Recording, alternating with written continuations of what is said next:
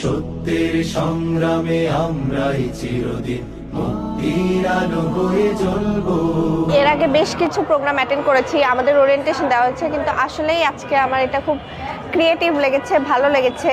যেমন এই ব্যাগটা আমি এখনো দেখি না এর ভেতরে কি কি আছে। চারপাশে যা দেখতেছি এনভায়রনমেন্ট খুবই স্টুডেন্ট ফ্রেন্ডলি। সবাই যেটা বলে আসলে তাদের চিন্তা ভাবনা ব্যতিক্রম ধর্মী এবং খুবই ক্রিয়েটিভ, এবং স্টুডেন্টদের জন্য সবকিছু মাথায় রেখে যে কাজগুলো করতেছে খুবই ভালো। আশাহত এ জাতি আশার প্রাসাদ হয়ে সাম্য ন্যায়ের কথা বলবো।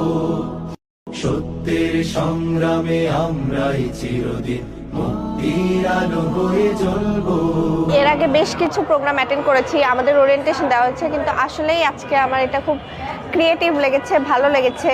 যেমন এই ব্যাগটা আমি এখনো দেখি না এর ভেতরে কি কি আছে। চারপাশে যা দেখতেছি এনভায়রনমেন্ট খুবই স্টুডেন্ট ফ্রেন্ডলি। সবাই যেটা বলে আসলে তাদের চিন্তা ভাবনা ব্যতিক্রম ধর্মী এবং খুবই ক্রিয়েটিভ, এবং স্টুডেন্টদের জন্য সবকিছু মাথায় রেখে যে কাজগুলো করতেছে খুবই ভালো। আশাহত এ জাতি আশার প্রাসাদ হয়ে সাম্য ন্যায়ের কথা বলবো।